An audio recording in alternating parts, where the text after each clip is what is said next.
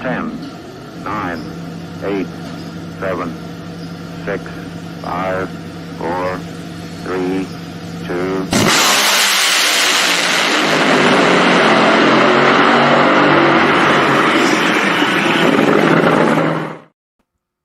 Competition Plus Power Hour live here on Tuesday night. Hello, I'm Lee Kraft, a.k.a. the Monday Morning Racer. Over there is Dujanay Bland, host of the Not Bland Show. Why? Because he is not bland. He is well-seasoned, no matter whether it's NFL talk or drag racing talk. And we're going to be talking drag racing right here on the Competition Plus Power Hour. And we already got in the green room Miss Salinas. We'll have later on Christie, Meyer, Johnson. It's about to fire up down in the Lone Star State, Dujanay. Yeah, man. They're doing it big, as they always do, but it's even bigger this year in Texas. So I'm really looking forward to hearing about all the cool things that they're doing and the constant evolving that they're doing as well. And I'm also really looking forward to talking to Jasmine and talking about where they are going and where all the hard work that she's been putting in, trying to get back out there and be full time. The Texas Motorplex, yes, doing such a good job with the Stampede of Speed, and it wrapped up into the NHRA Texas Fall Nationals.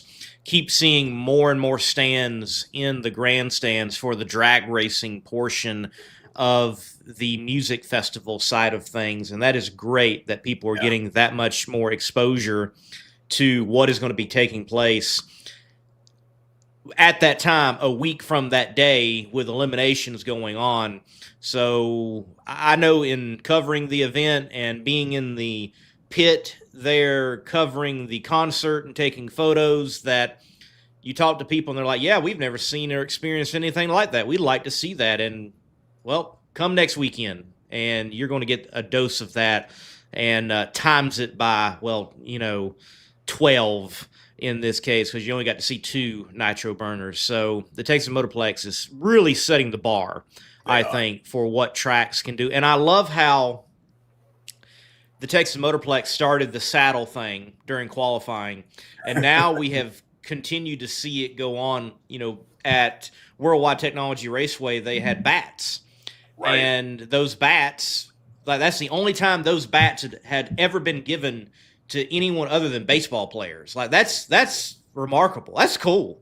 That is cool. That's a once a special gift. You know what I mean? It's a select few that get those. And I love what all of these tracks that have jumped on board with what the Texas Motorplex has started and doing their different things that fit that area or their area of where they live. Like, I'm really interested to see if MIR gets involved in this, and we have some type of crab basket type of thrown, and why not? They get to hold a crab or something. I don't know.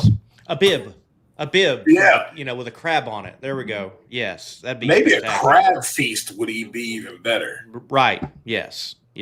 I like how these tracks are doing that. And look, I know a Wally is special. Do not misunderstand me. But like the Golden Gator a couple of years back, and all that. I mean, that's just cool stuff. I like it when people play that up. Like, one of the great trophies in all of racing, I think, is Martinsville with the clock, the grandfather clock. That's very cool. I mean, granted, if you're someone like Richard Petty that had 12 of them, it's like, where do I put my 12th grandfather clock? But nonetheless, it's pretty cool.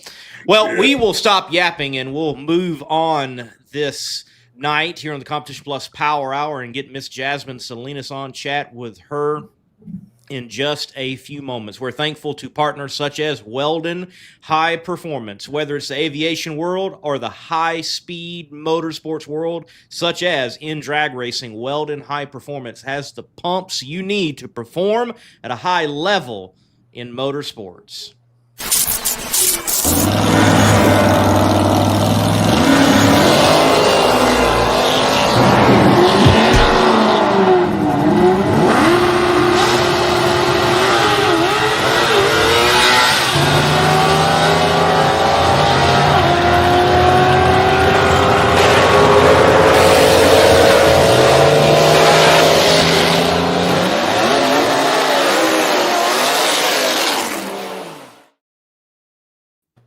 Jasmine Salinas, welcome back to the Competition Plus Power Hour. Good to see you. Thank you. Thank you for having me. Excited to be back. Well, you've been putting in some hard work to try to get back out to the racetrack. So tell us how that's been going. I know you've been able to get to a few races here and, be able to showcase what you have always been able to showcase to do. How's that going? What you been up to?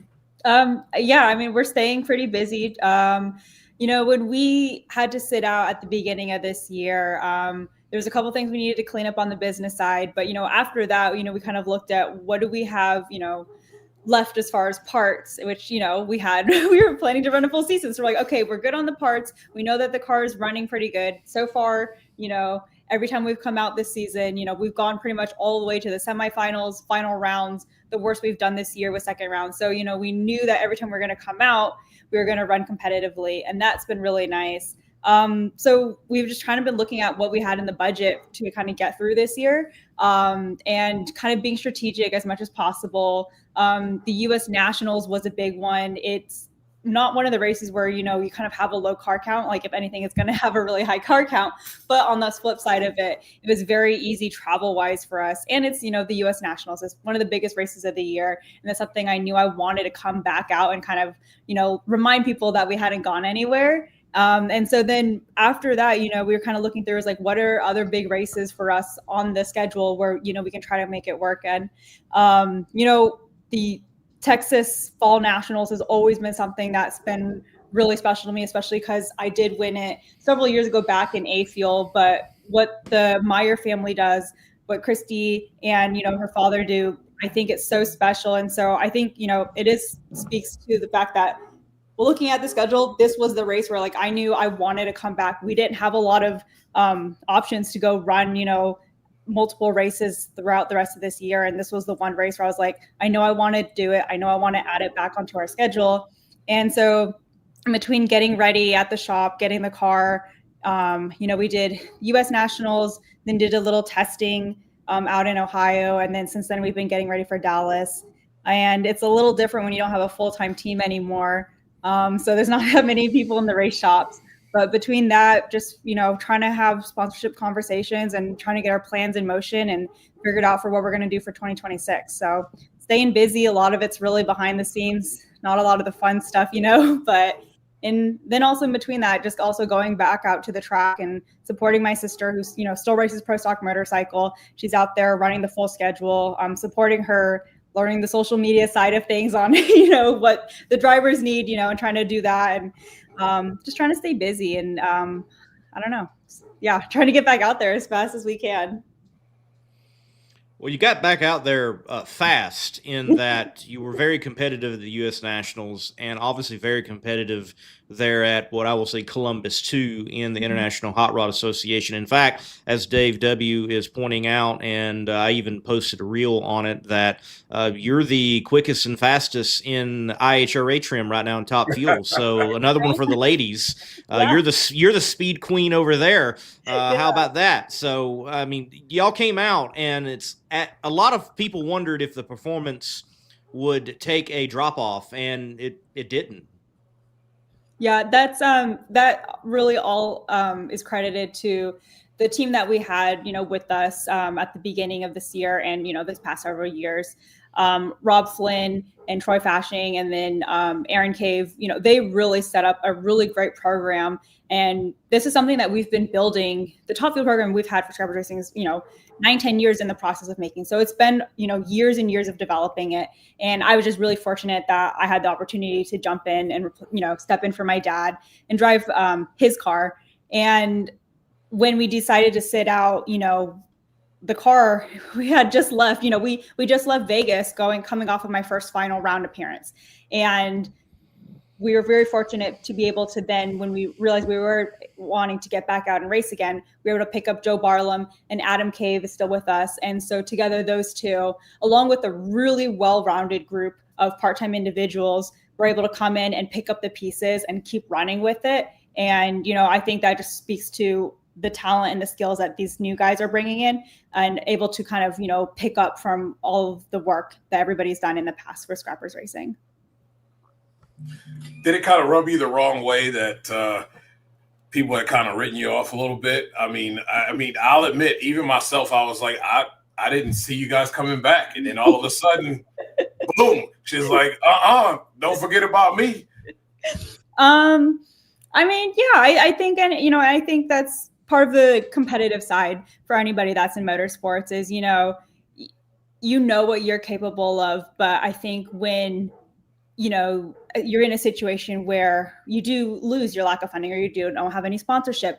And, you know, or for my dad's case, for example, you know, he has so much more, but he had to step out for medical reasons. So I think anybody that has some sort of competitive nature in them, when you feel that you're just right there and you're just starting to show the world, you know, what you're capable of, and then you have that moment taken away from you, you still have so much fire left in the tank. And, you know, there's still so much more where you're like, hey, like, I'm still here. I haven't given up. And you just want to make sure that every time you come out there, you know, people aren't forgetting about you. What exactly are you looking for in a sponsorship? From the sponsorship perspective, you know, I think ultimately for me, what I'd really like to have in a partner is somebody where we align on, you know, similar values, whether that is supporting women in the STEM fields, whether that's, you know, working to inspire the next generation and get them involved in whatever it is. You know, motorsports, drag racing, you know, obviously you'd love for your sponsor, you know, to be passionate about that. But, you know, even brands that are looking to be a game changer, you know, within their industries. I think also too, something that I do really love to share with brands, and I think it is a really unique factor that I think does resonate with the right brands and partners, is that unlike other teams out there, Scrappers Racing, you know, we're one of the few that we're not named after ourselves. This isn't Mike Salinas Racing. This isn't Jasmine Salinas Racing. It's Scrappers Racing. And we did that for a very specific reason, is that our team represents, you know, the hard work and the values of, you know, not giving up, fighting for what you want, and, you know, not being afraid to be the underdog and keep going and chasing after what you want. And I think from a brand's perspective, you know, the brands that want to, you know, shake things up, you know, want to, you know, had those challenges and overcame, I think those are the brands that we're hoping to partner with. And also, you know, being able to connect with those shared experiences, we can help, you know, share their brand to the world of NHRA drag racing. Texas, you're on the list. What are the plans for this weekend? I mean, the plan is the same that we have for every single race weekend, which is, you know, go rounds. This being the 40th anniversary of the Texas Fall Nationals is pretty exciting to be coming back to.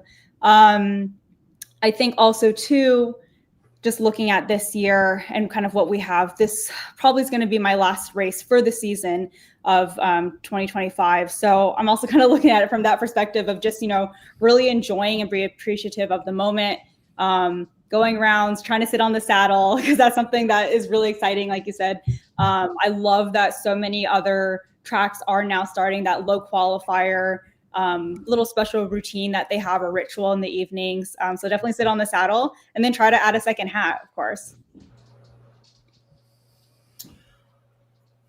You had an opportunity to run over there with the NHRA. Now you're the queen of speed over there.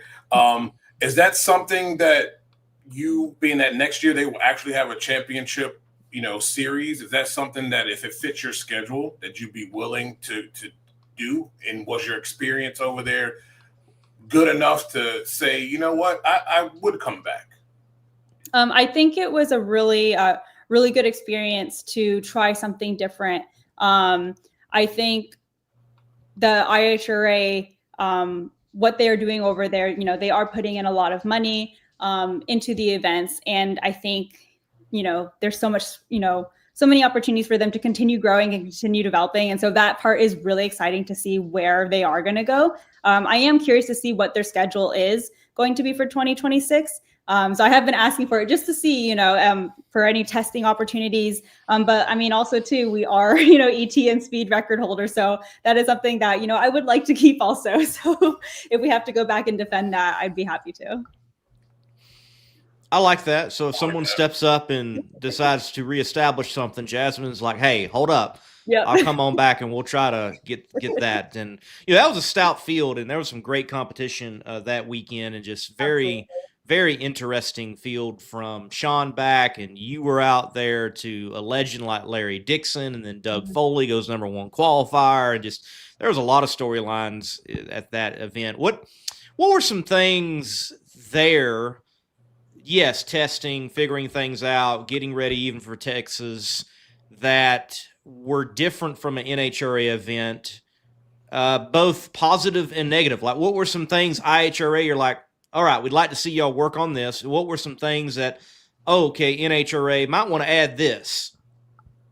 I think, overall it was just a really great experience to see just how another organization kind of like what their priorities were and how they would go and approach the race weekend.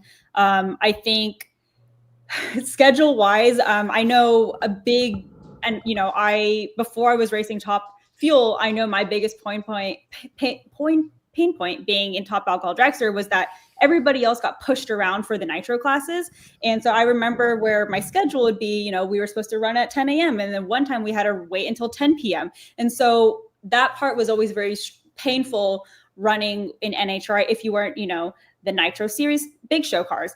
But on the other side, also in IHRA, because they wouldn't push around the schedule, I think at one point I sat in the lanes for over 2 hours and I had enough time to go take a couple like naps. And so I think maybe learning to, work with the schedules and, maybe not prioritizing a specific class, but maybe learning where they can push around and adjust schedules, I think. But again, I think that's something that it's hard to compare, what NHRA has been doing for 75 years starting next year versus, IHRA, they're just starting off. And so I think it is unfair for people to kind of look at what NHRA is doing and what they've been able to learn from, and then kind of, compare it to IHRA because IHRA is just starting out. And so the only place that they can go is up. And so I do think they are going to have a lot of opportunities for them to learn. But I think the fact that they are willing and open and excited to hear feedback is, I think really positive and really refreshing to hear.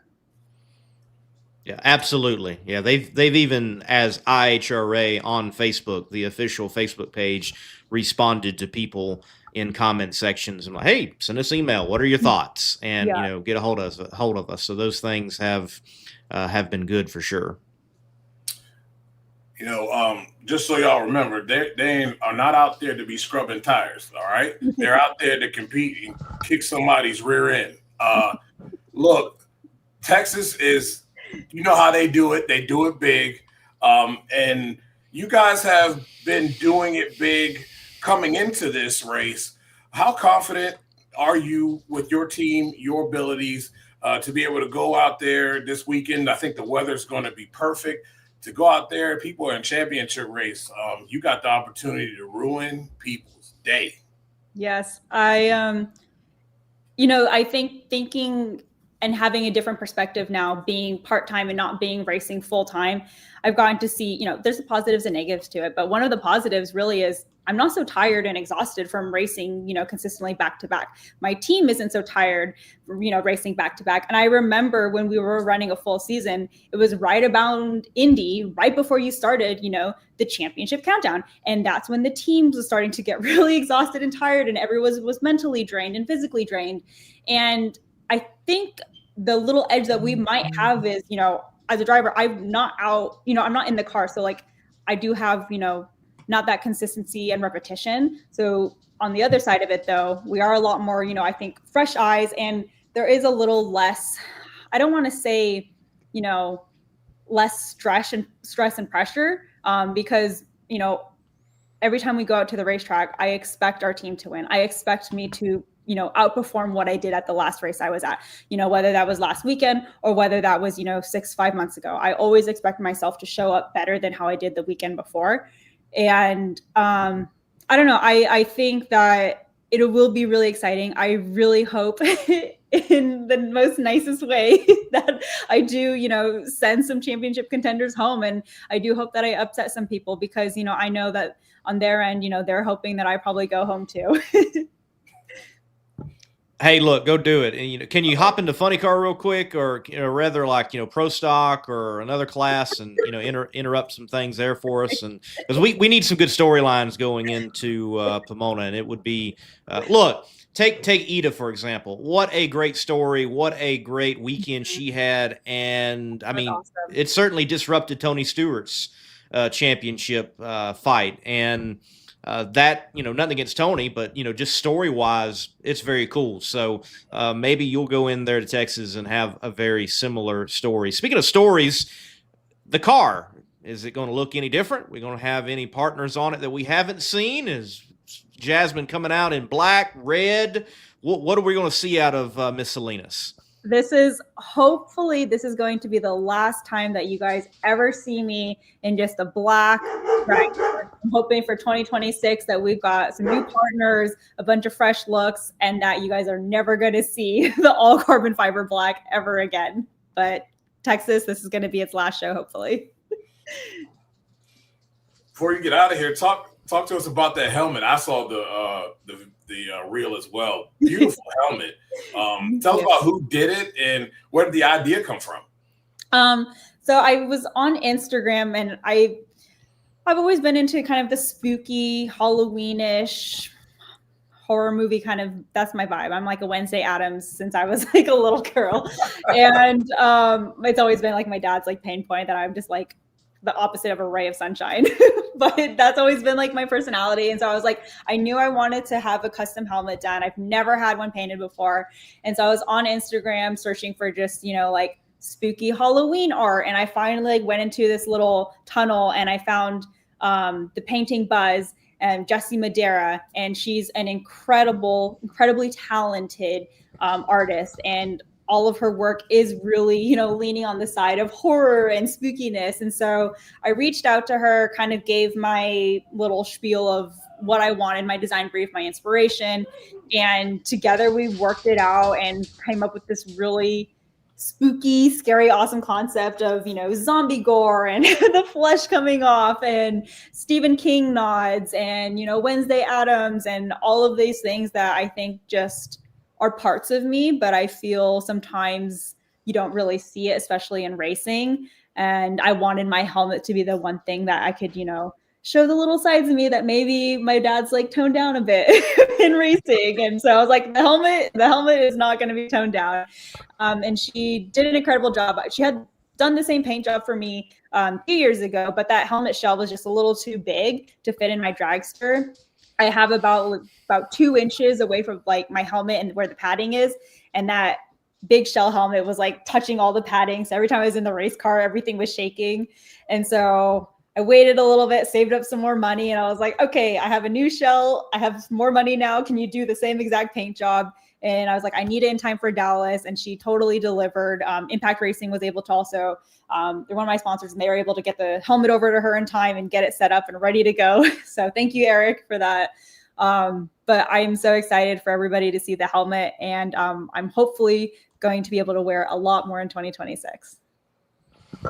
Yeah, it's a cool piece, and we certainly hope that you are out there more often in 2026, whether it's NHRA, IHRA, or any other ventures, and become a cross, platform drag racer.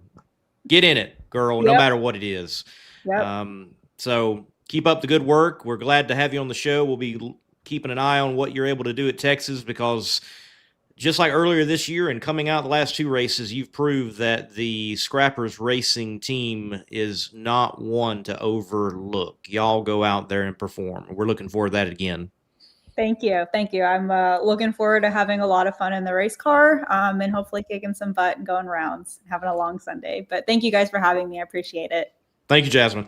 Thank you.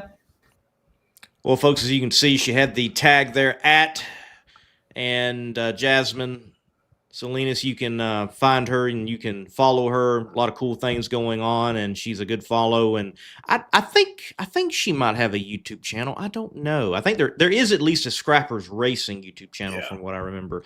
So you can give that a follow for those of you that are asking. Well, the Texas Motorplex certainly knows how to live up to everything is bigger in Texas. They have set a standard in NHRA drag racing for a long time, and in particular the last 3-4 years with a Stampede of Speed, with what an event can be concerning the NHRA national event Mission Food Series that tours. We're going to be talking with the lady leading it all, Christie Meyer Johnson, here in just a few moments. This word from Redline Synthetic Oil, who is certainly a partner with Jasmine Salinas, and you know that she's going to have that in her nitro breathing, burning top fuel combination this weekend at the Texas Motorplex. Reliability to drive thousands of miles. Confidence for those who fly high. Redline oil products give you the power to crush the competition. And a track record of being the best. Redline oil products. You push it to the limit, we'll protect it. Christie Meyer Johnson, welcome once again to the Competition Plus Power Hour. Good to have you on, and you all are well into the thick of the Stampede of Speed. How has it been going? It's been great. We're 5 days in, man, so we are a little tired, but things are going very well. We had an incredible weekend this weekend with our 3-day music festival, and we're on day 2 of the Lucas Oil Divisional, and we are really doing well. We're reaching that pace, I think. A lot of big things and new things that you guys did this year. Could you tell the fans some of the new stuff that you guys brought to the table this year? I mean, you guys are always leveling up each and every year. It's amazing. Yeah, this year we were really focusing on our 40th anniversary. This is our 40th season of racing at the Texas Motorplex. So we wanted to go really big and celebrate all the historical moments and all the people that made it happen, from racers to fans to sponsors.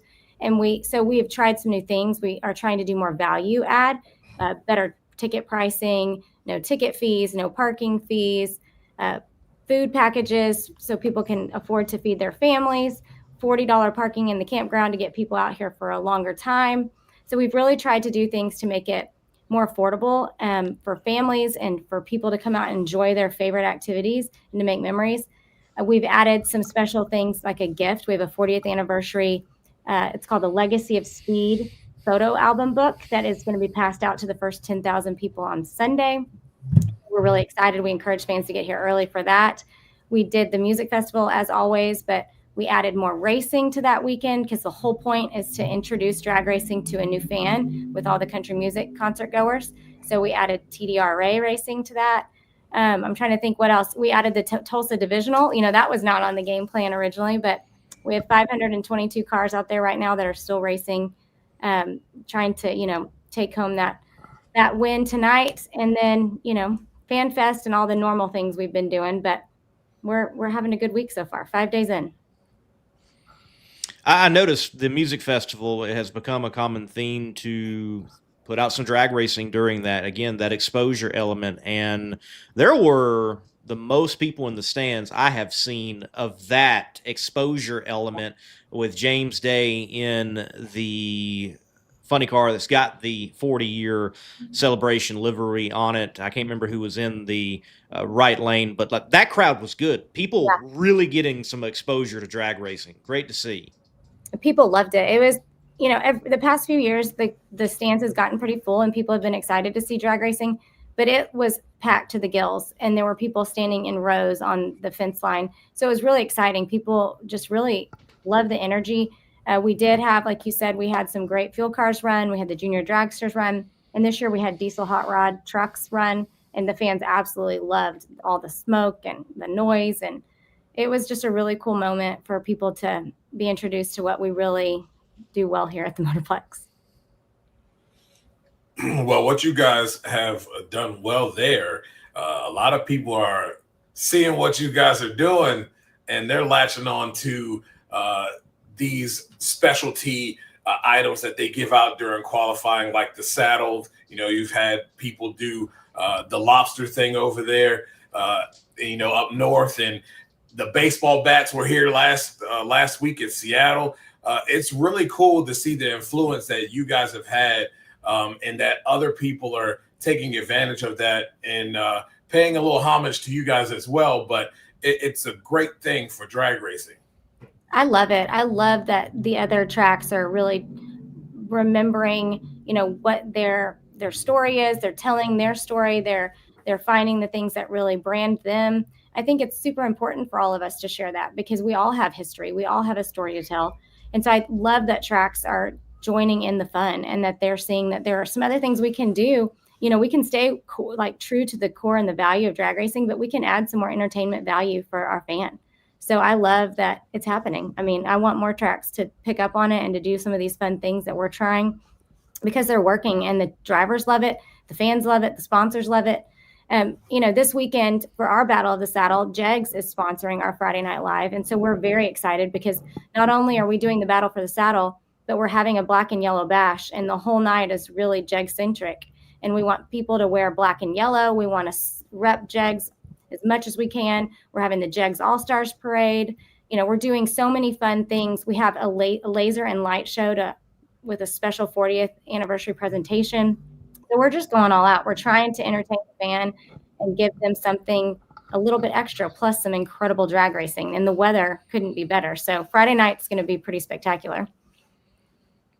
Well, the Texas Motorplex for several years now has been doing that with the Stampede of Speed, giving more and setting a standard in the world of drag racing. I don't think just drag racing, but all of motorsports, saying, hey, this is something else you can do with a motorsports event, bring in more to it than just motorsports, but really, you know, elevate what a racetrack does. Like you said, racing, that's what the Texas Motorplex is known for. This year, with 40 years, all the history, you look ahead of what you all are going to do. What is a moment, a couple of moments that you can remember over your lifetime in the Texas Motorplex that defines it, and that you all want to roll into this event and define it yet again? Gosh, that's kind of a hard question. You know, I loved that we were the first for so many things. We were the first all concrete track. We were the first with an incredible suite tower. We were the first with a ton of permanent bathrooms. You know, that was my dad's vision, was to take the major league sport. He always said drag racing is a major league sport playing in minor league ballparks. And so his goal was to provide the racers and the sponsors and the fans, a professional sporting venue to come to. And I think that is still the precedent we're trying to set, that we're the first to try some new things. And so I think for us, it was, what can we do that still, like I said earlier, holds to the core value of drag racing, but how can we add to this, and what can we do to be different, and what can we do to be trendsetters and to try new things? And obviously we know records have been set here. We know some incredible moments in drag racing history have happened at the Motorplex, and we're just continuing in this next decade to see how we can, push the bar, how we can set new records, do new things, and provide an opportunity for families to still come together to do something that they love, and do it that's affordable, do it where they can fit it in their schedule, where they can still, there's so many things that are vying for people's time and attention. And so we're just trying to make it to where, fans can still do it all. If that makes sense. Yeah. I think it's amazing. You look at Bill Bader and what he does there, and, between Bill Bader and you guys are really you guys are the front runners of showing other tracks, so not only what they can do, but I don't think that with you guys as well, your customer service and how you treat the fans and the people who come to basically your home. Right. And it shows, because not only are people coming back, but it's constantly growing. And that is phenomenal to see. Thank you.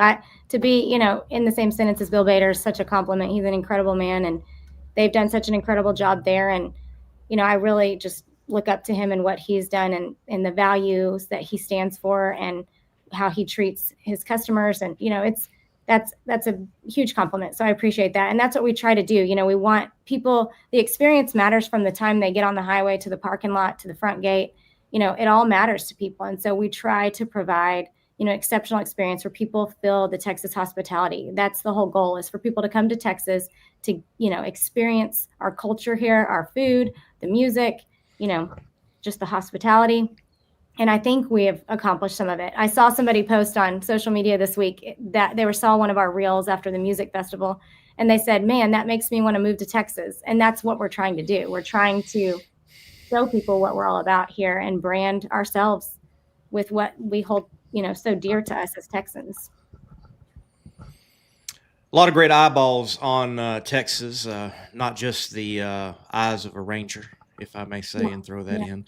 There's a lot on, and there's going to be a lot because this weekend, from what I understand, the Texas Motorplex gets the distinction. I think even in the world of drag racing, it would be considered the honor that you get the NFL lead in and lead out with the Fall Nationals. So very well could say that there will be more eyeballs on the Texas Motorplex than ever before.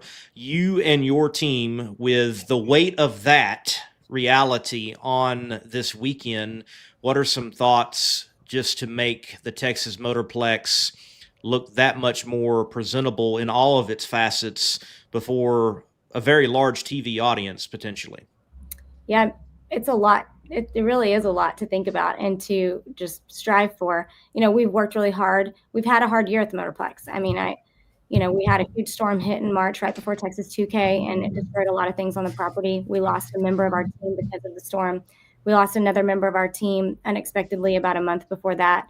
So we have been through a lot as a team, and we have worked really hard to fight back and to, you know, recover from some of these tragic things that we've experienced. But you know, worked really hard to make sure that the property looks incredible. It's 40 years old. You know, we have a lot of upkeep and things to do, making sure we have, you know, great pits for the drivers. You know, everything looks good on TV, because it's not just the experience of the fan, it's what people see on TV too. So making sure that the stands are full. You know, we have worked really hard to sell tickets, and we've tried new things with ticket sales this year, and it's going really well. Our ticket sales are up tremendously, and we're very excited about that. And so it's a lot to take in and a lot to think about, but we have worked really hard. And I hope the fans and I hope the people on TV can see that. You know, we're trying so hard to just have a great facility that people can really enjoy. It's a historical place, but it also in some ways is cutting edge. You know, there's some old things, but we work to keep everything in good shape. And we have an incredible team that works so hard. Everybody's still out there working right now. So I hope the fans are pleased when they get here.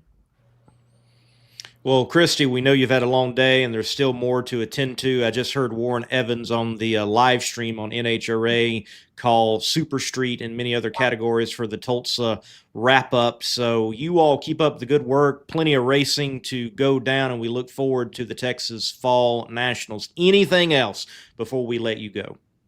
I'm just so thankful to talk to you guys. I always love my time with you, and I'm just thankful that you guys are supporting us and that you are helping get the message out. We just want people to come have a good time. It's 40 years. Come celebrate. We heard today that this is Steve Torrance's last race of the season. So if you want to see, you know, Steve race one more time, come to Texas, come see him in his home track. You know, so I think for us, it's just getting the message out and getting people to come and check it out if they've never come, or if they want to, you know, just come back for the 40th time, because we have those fans that literally have been here for every single one. And so we're just so thankful that you guys help us just get that message out, and that you are, you know, kind of just the continued incredible voice for the sport. Well, thank you, Christie. We appreciate it. And we always look forward to what the Motorplex has got, and you all keep making it better and better. And that's going to be no different than this 40th anniversary celebration with the Stampede of Speed. Thank you. Thank you guys so much. Good to see y'all. Good to see you. See you too. Christie, Meyer, Johnson, they got it going on there at the Texas Motorplex. I've been able to be at that event 2-3 times, and, you know, several times there for the whole event, not just the Fall Nationals. And they have got some cool things going on. And what I like, Dugenais, is they have brought things in that the next year you don't see. Then they have brought things in that you saw the first time that they have kept. So they're willing to try. They're willing to put something out there and go like, you know what, that didn't go over as well as we thought, but they tried it and they adapted and they moved forward and they kept growing this stampede of speed nonetheless. And it is something that I think every racetrack out there can model after. You might not be able to have a music festival the size that the Texas Motorplex has, but you might be able to have a local, battle of the bands maybe at your facility. They are showcasing what you can do with a drag strip, certainly. Yeah, definitely. Just got to be creative, and that's a good point. I mean, you could bring in a couple of marching bands and have a battle of the bands there. You could do battle of the bands with anything, really. I mean, there's plenty of stuff that can be done, and I think, between the Texas Motorplex and Bill Bader there and Norwalk, they're giving you blueprint. Like, absolutely. use it, because I mean that you can't depend on drag racing to always carry the load.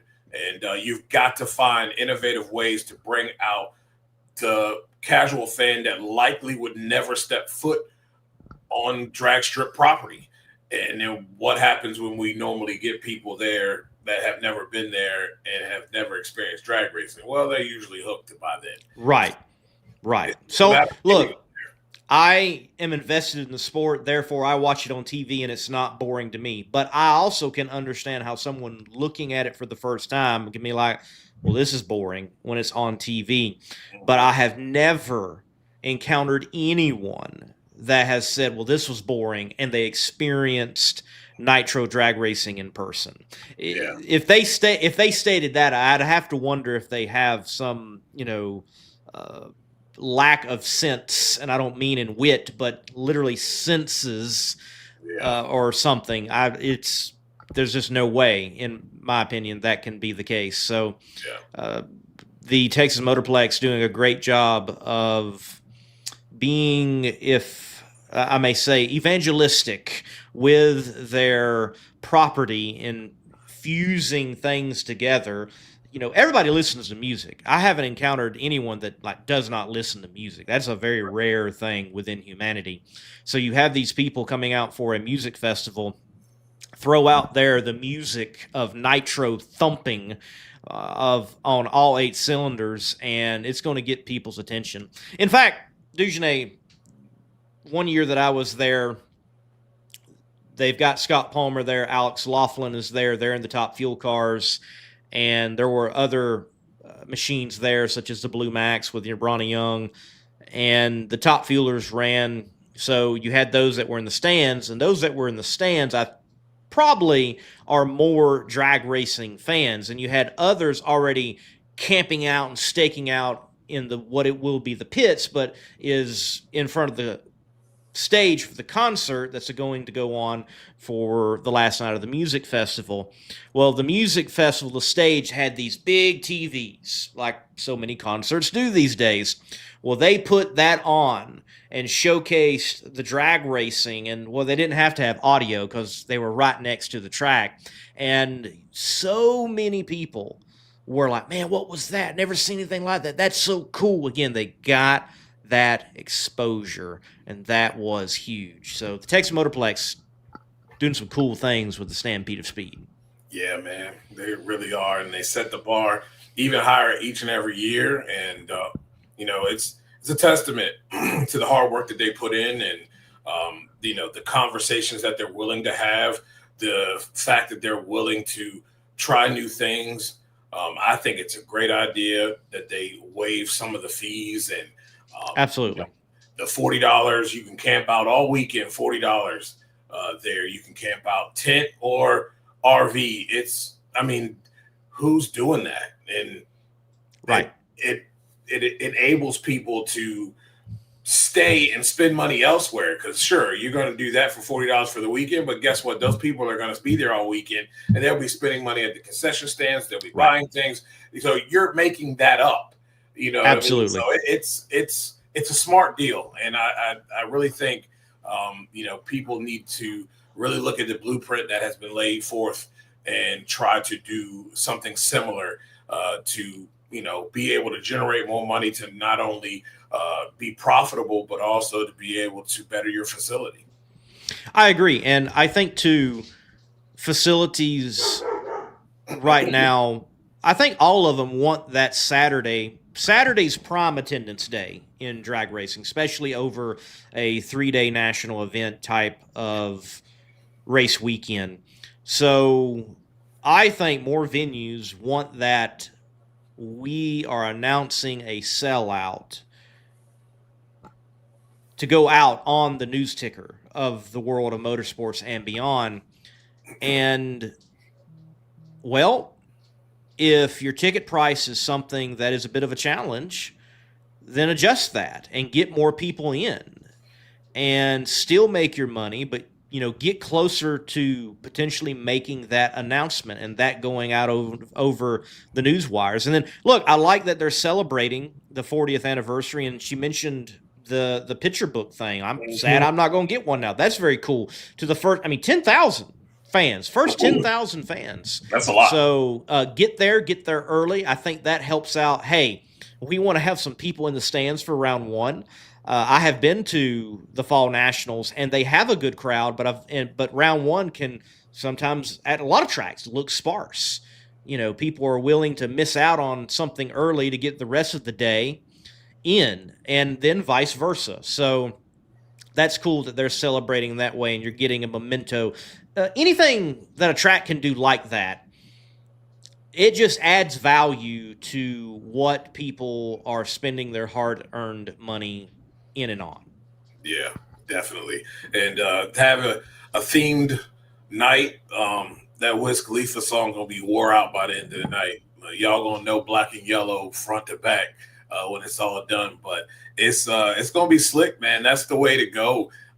Get people to participate in that. And I was listening to WFO earlier, and there are some surprises that'll be happening throughout. I think Friday there's going to be a surprise. They're going to have some stuff there that they're going to be able to showcase and bring out, and it be something that's going to be of shock and awe for the fans. And I'm looking forward to it. You know what I mean? It is really cool to continue to see them year after year find ways to just continue to raise the bar. So, I just wish and hope that others can do the same thing, because I think that's where, as a whole, that's where you increase attendance, by having other things going on while they're still drag racing. And I think that's the element that's missing at a national event. There's just not enough to do for families, especially families with maybe, small children or, younger children under 10. So those type of things and what they're doing out there, could be adapted a lot, even by the NHRA themselves, by maybe bringing some of that stuff in to kind of help out what's lacking right now. And the Texas Motorplex is thoughtful of that. I can remember even the last time that I was at the Texas Motorplex, they had a whole entire kiddie section and area that was inflatables and things to play as a kid. Because look, kids are certainly interested in racing and they're wild, but kids' attention spans can switch like that, and they need something else to do and take them to the playground. And the Texas Motorplex has got that, and you can have some entertainment for the very little ones. But the Texas Motorplex overall is doing a really good job with this, and that they're doing a good job because other tracks are starting to take elements and add it into their programs. Mm-hmm. There's also a practical side. There is tow money involved. There is the bonuses for qualifying and things of that nature. So they are also valuing the racer as well and helping out in that respect. So, more that tracks can do in that regard, do it. It's big. So keep up the good work, Texas Motorplex. Well, Dujane, look, let's take a break, and after the break, let's continue to talk about drag racing. I know we can continue to talk about NHRA, Mission Foods drag racing, but there is more happening in the world of drag racing, and stuff even went down today that was, catching up in the drag racing world. So there is a lot to talk about. This word from one of our buddies, Chris King, he's actually on the entry list for action down there at the Texas Motorplex. You know that he'll have competition products prominently on the side of his Nitro funny car. This word from that group, Competition Products, and then we'll be back with the Competition Plus Power Hour. Competition Products, your source for hardcore engine parts for street, strip, and oval track. Our free catalog is packed with hundreds of product lines from the best-known manufacturers in the performance industry. Lowest prices guaranteed. Free shipping and handling on all orders over $149 in the continental U.S. Need expert advice? Our knowledgeable staff is just a phone call away. Competition Products, race parts sold by racers since 1970. Well, let's pick up in the comments section, Dujane. How about that? Andrew always chiming in. We appreciate that. Asks that, hey, what do we think about that TBA to be announced, and what we might think it is concerning the schedule. And yes, the NHRA has continued that theme. It has remained TBD, TBA the whole time, from the big Mission Food Series announcement to the specific Pro Mod and Pro Stock and Pro Stock motorcycle announcement. They have not budged, and I really have not heard many rumors on what that might be. It's been rather tight on that. I will say that this past weekend you had, for the first time, Nitro at Flying H. In a match race scenario, you had Kevin Kinsley behind the wheel of Dale Worsham's Top Fuel dragster, and Dale was in his funny car. You had Terry Haddock out there. There was another Top Fuel dragster as well. I can't remember who it was, but they were burning nitro at Flying H, and that might be a candidate. I was thinking that too. That's what I was thinking. They've had a little time to kind of work out the bugs and get some things finished, because I think that was the big issue last year. They just didn't have pit area complete and finished and up to par.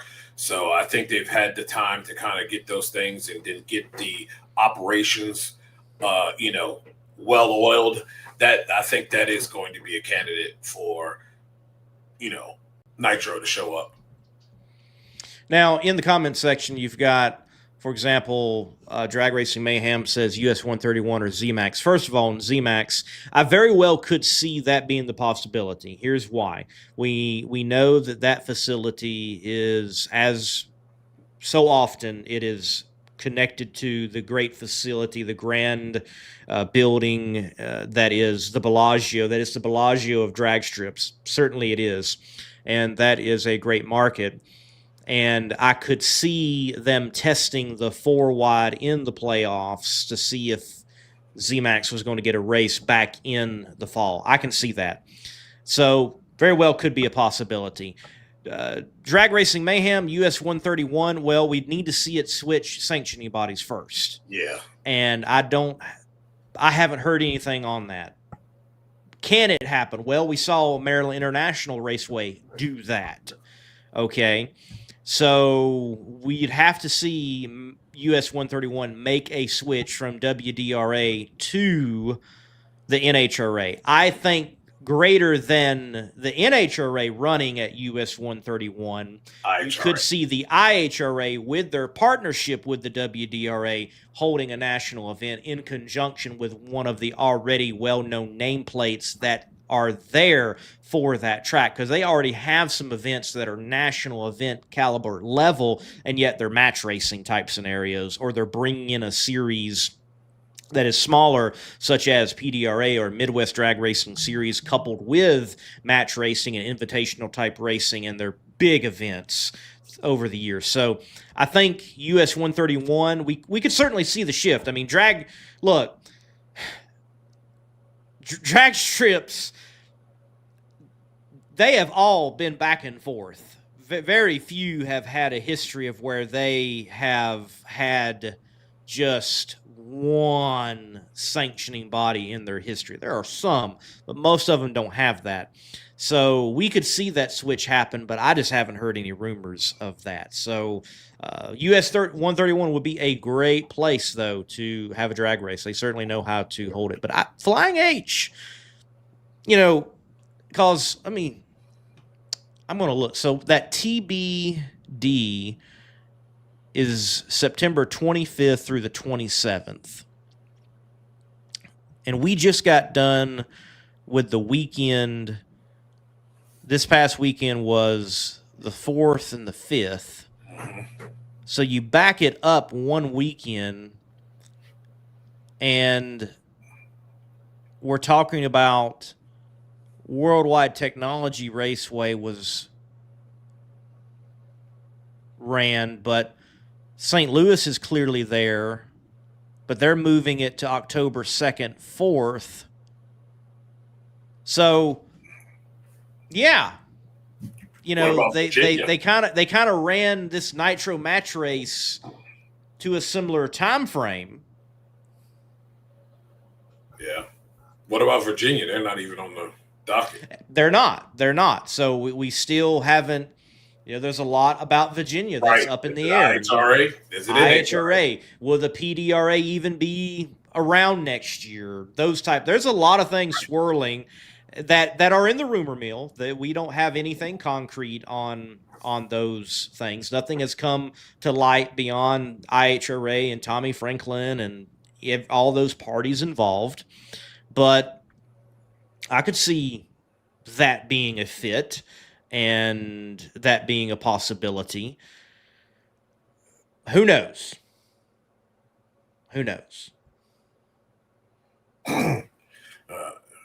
Did they now? Well, then. That would be very interesting. I'm surprised NASCAR would let that go away, period. Yep. Yeah. Yeah, that would be something, though. That would be something. It'd be very interesting. It's an awesome track, though, man. Dude, it's the only other track that has that kind of field that the Texas Motorplex has with the big, grand, tower and the U-shaped kind of, the bowl-shaped kind of, seating as well. So yeah. Yes, neat. It's a neat facility. It's a neat facility, and a facility that I think is closer to where I really think modern drag strips need to be. As great as ZMAX is, I think they kind of missed it. Yep. With an opportunity, because for drag strips to be a multi-purpose facility, I think one of the issues you got to work on is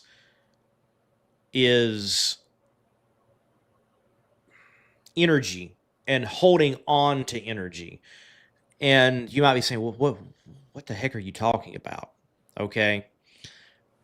Look at a baseball stadium. Look at a football stadium. Look at the intensity is going on all the time. There's very few pauses in intensity. And, well, how do they maintain that? Whether it's through music or action on the field or things of that nature. But you also have things tight. So I think, drag strips, like modern facilities, whoever is going to build that in the future, I mean, I don't think drag racing facilities are done with being built, but being built in such a way that they set a standard for the future.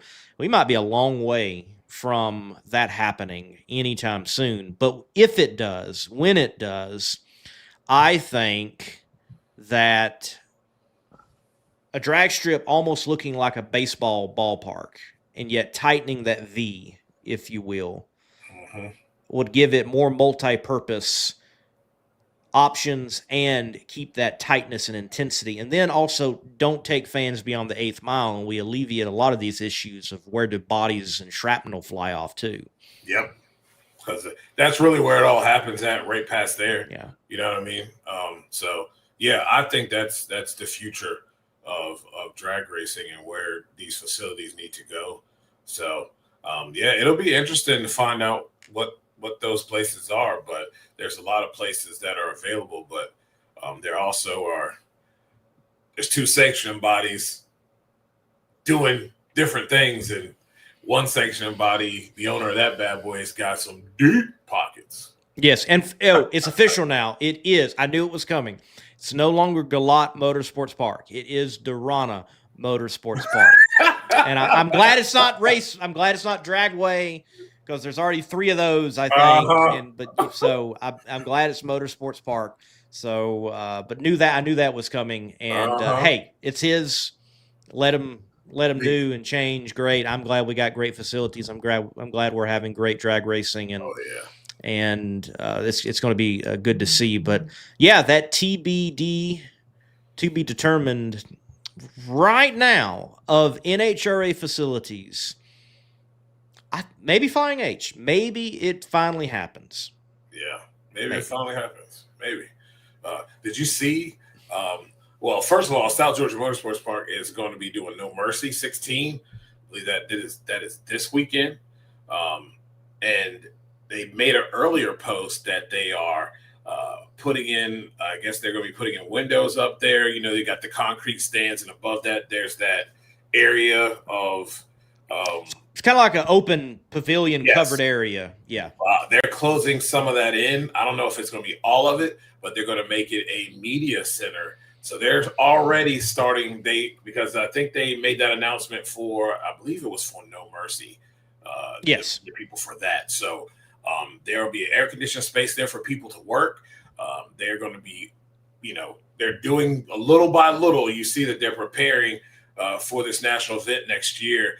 So I'm really interested to see all the, some of the things that they decide to do with, especially with that. There's just so much that can be done with that area right there. It's a prime spot for media, and they've had people announce, because that booth is not that big. So I know where NHRA TV might be. They may be over on the other side, up above that concrete stands there. Fox would probably be in the tower, but we know that tower ain't that big it ain't big enough for both of them. Right. They more than likely they just do it from the trailer, and they have to do that for several of the they might do that events. too. So you might just have several more trailers as a compound in a different area, and they're doing that. But look, to the Torreses again, they're making steps forward. Yeah. And if you're going to have big events and you want the media coverage, a place for the media to go is important. And also, some of you small tracks, you need to think about that. If you want media to come to your event and cover your event, make it easier for them to do just that, to be there. I'm not saying you have to dump, $250,000 into a brand new media facility, but just make it easier. From a pop-up tent with some water, for a place maybe with some extension cords and power strips for that to sit down and do some work and get some stuff out in the moment.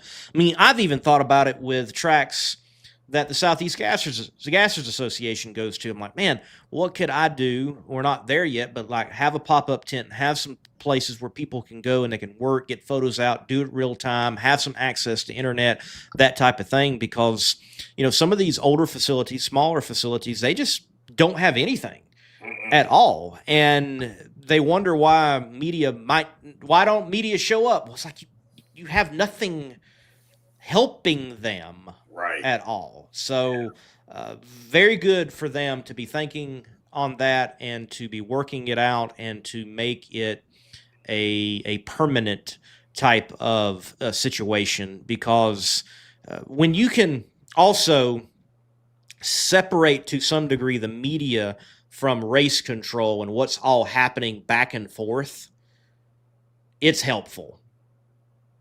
Yeah, they don't always need to be in the same area. No, definitely not. Definitely. that's something, that's something that definitely goes a long way, especially when it's hot. Having a nice air conditioned place to be able to go. Having just the little things matter, and more need to think about that, because there's a lot of small tracks that just don't have the space. They barely got enough space for the announcer, and if you got a streaming crew, they barely got enough space for us. So, last two events that I did, I was outside, and I'm fine with it, no complaints. And I was prepared for it, but I was outside, and it does make where setting up stream, I've got to oh wow, I don't want to pack this stuff up every night and unpack it. Like, what do I do? I'm banking on the weather not to rain, let me tarp this stuff, or something. But it's so, I'm already thinking like, okay, if I buy a production trailer, or buy a trailer and make it into a production trailer, I'm already I'm just going deeper. It's like getting zoned into the spiraling black and white. You get deeper, sucked into the streaming zone. That's what's happening. Find out I need this other piece of equipment. So it's a whole lot to it. You can really get into the weeds with it all. No, Dave W., because at the end of the day, I don't want to look at that equipment. That's true. I want to walk away from it.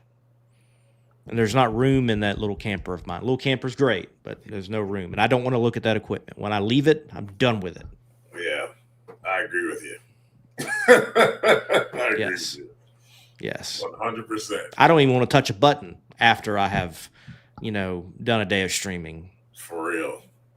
I'm barely looking at anybody's any other streams after that. I'm done. Drag Racing Mayhem, it's not 1 year of streaming. I saw enough from Warren Evans, and I knew what I was getting into, and yes, it's living up to exactly what I thought it would be.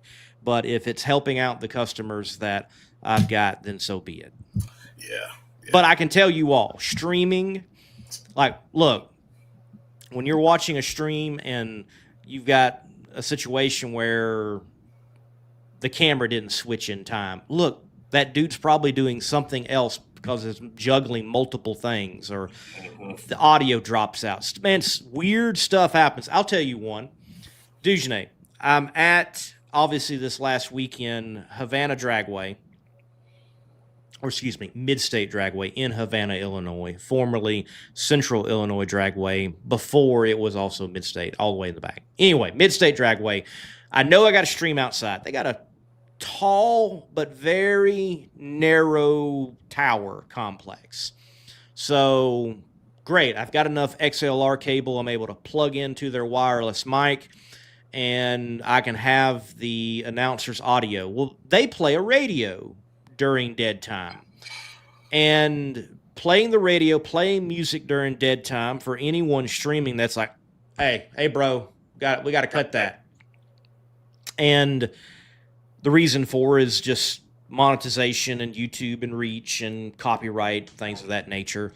Well, we get to the streaming point, and I start to notice that I actually don't have a problem, because even though they're playing music, the way in which they had their system for their PA, which I had not encountered this up to this point, the music was somehow on a completely separate track, if you will, from the announcer. So they could have still had their music for the people at the track, and I would not have heard that through the stream, while still picking up the announcer's feed live from the mic. So kudos to them. They had it worked out perfectly for both streaming and those in event. But that's the first time that I had ever actually encountered that. So interesting. Yeah, that is interesting. It was very interesting. Yeah. And that's why it's like having a tuner's notebook. Okay, I've been to this track. I know that I need 150 feet of XLR cable. I can set up here, and I turn my Starlink here, and and you start figuring all these things out. But when you go to somewhere for the first time, you're like, all right, the lay of the land is this. So that's why on Fridays when the stream quality ain't that good, it's a test and tune in itself. We're testing and tuning, and we're figuring out. Yep, we need a flagpole. We need a flagpole, and we need that Starlink because their internet, that upload speed is garbage. And Tractor Supply does not carry flagpoles, by the way. Yes, but your local Ace Hardware probably does. That is surprising. So there you go. There's that. If you ever need a flagpole, Ace Hardware. Yep. In a pinch. Ace is the place. And it was helpful. Well, in the drag racing world, so much is going on. There was some drag racing today. Okay, I want to ask our fan base. I know our fan base is heavy, very much so, NHRA, IHRA, nitromethane drag racing. Do you all know what went down today in the world of drag racing?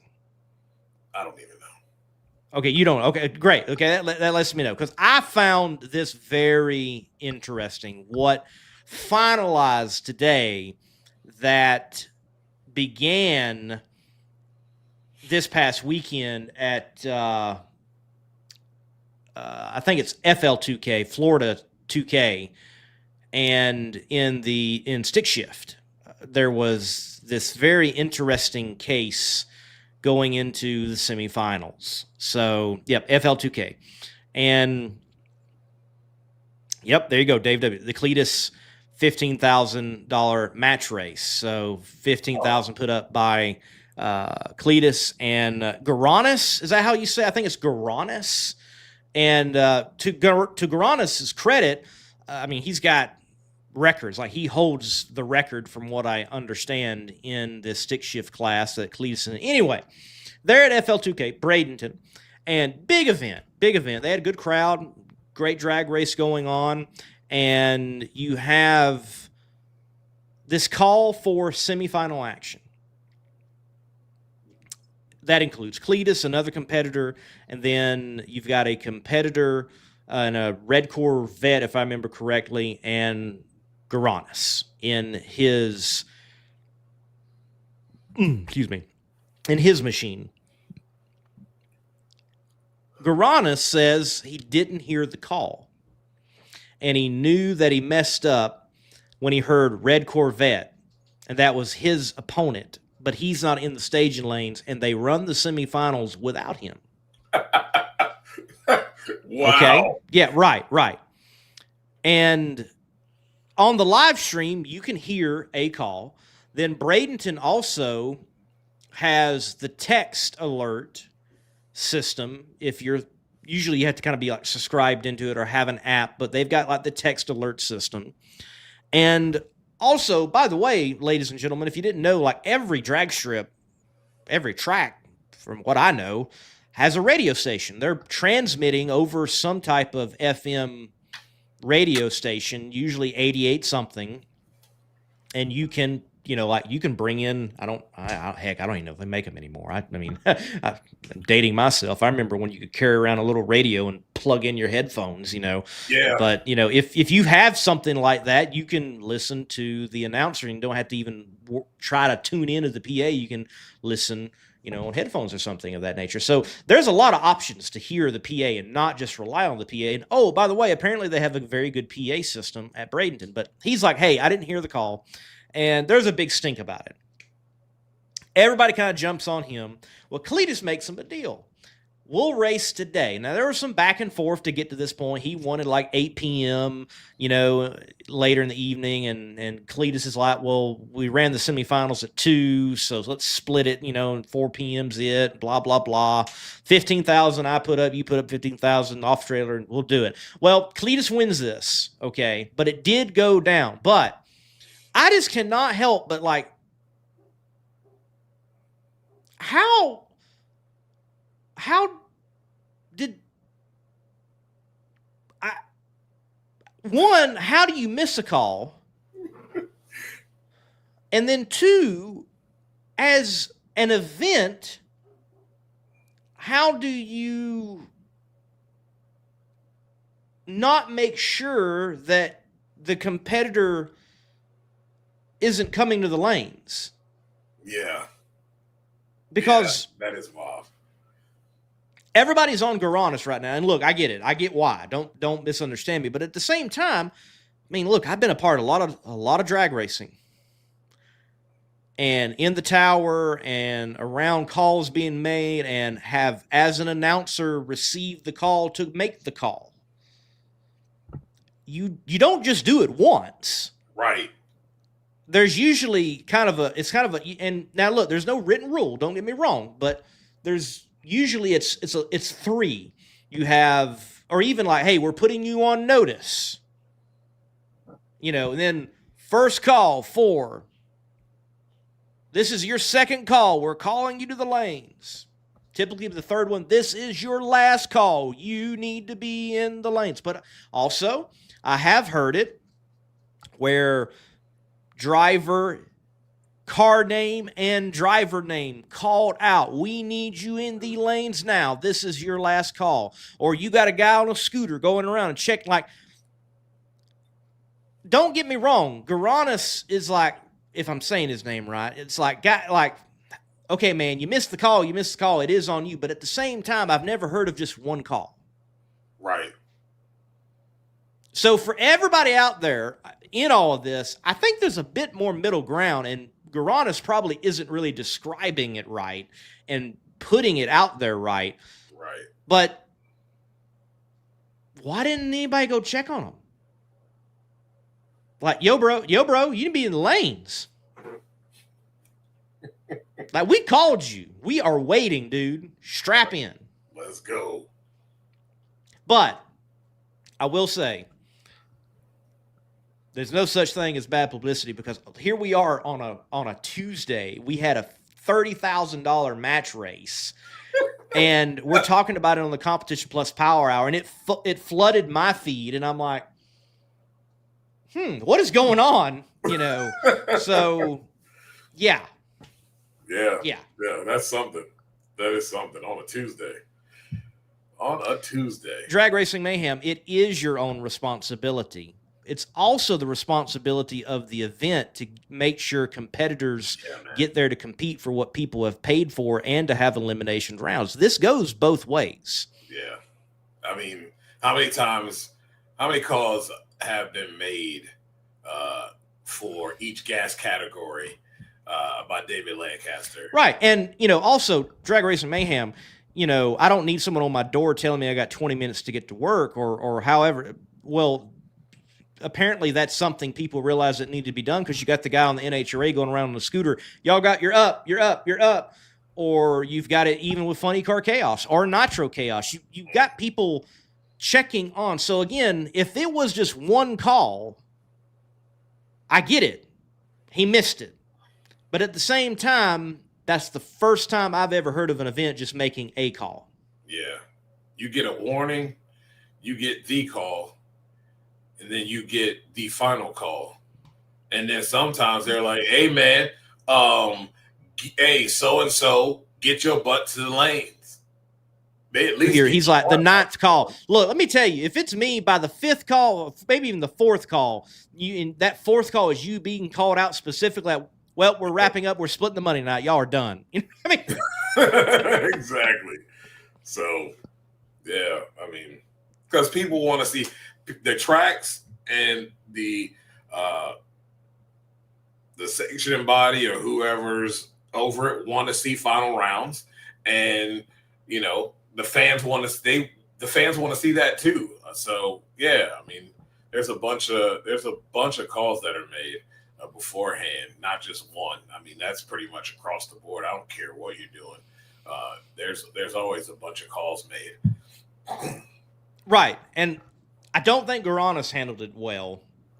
But out of it all, we get this publicity. He gets another shot. He doesn't turn on the win light. Cletus does. Cletus gets more money out of it. Cool deal. Great story. Publicity everywhere.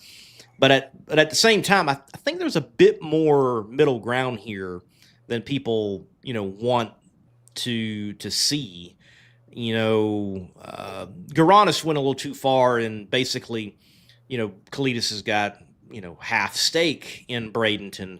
And basically it's like, well, I'm at his track and they work some blah, blah, blah, whatever. It's like, no. Look, you missed the call. I get it. But at the same time, for the series, for the event, if there was just a call, well, that's not enough. No. Even if there's multiple ways it's going out, yeah, should be more calls. Granted, I don't know if there was a call. There was a call. I don't know if that's the only one. And I get it. Hey, you're like, hey, the three other competitors got there. Well, they did. That's great. But you're missing a competitor. And it's like, if the other competitor's broke and you're informed of that, then great. But if you're up there and you're about to run these cars and you're like, where's the other guy? And like, well, we don't know. Like, go find out. For real. They want to race. Right. Go find out. And if I'm a promoter, and I know several, they don't want to send cars down on singles. Yeah. Just doesn't look good. Right. So I think there was some miscommunication just beyond Gouranis in that situation. But very interesting situation. And look, kudos to Cletus McFarland for like, hey, let's run it Tuesday of all days, and we'll put some money on it. And, that's definitely someone understanding how to make a spectacle and a show of things. And Cletus definitely gets that, and he did it. Yeah, definitely.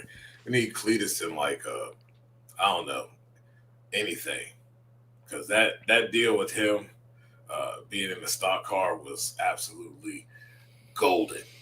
It was golden, and it went well for him on the super speedway, but then you go to Bristol and it whipped his butt, and he was honest about it. And you see just how tough it really is. I'd love to see him in a Southeast Gassers Association car. I understand that he is in a stick shift car, but I'd like to see him in a gasser. And do I think he'd get it over time? Yes, but I don't think he's hopping in right away and getting it.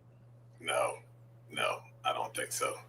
It takes a little bit, but his personality, though, that's a show in itself. So I'd take that. I'd take that any day. That's what we need more of anyway.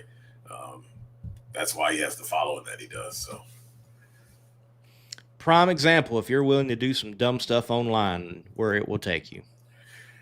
Yep. While we do the legit stuff and no one cares. I guess not. No. But they've got some cool things going on, and what he's been able to bring through, obviously a good businessman, and what he's been able to do for the Freedom Factory, what it is now in Bradenton, and putting up events. And, what he is competing in, that segment, that area is a growing segment of drag racing and a very popular area. And it's going to continue to be more and more so. But, yeah, it'd be cool to see Cletus venture out. And I would love for some people to partner with him. And, let's put him in a Top Fuel car. Let's put him in a funny car. Let's put him in, some of these things.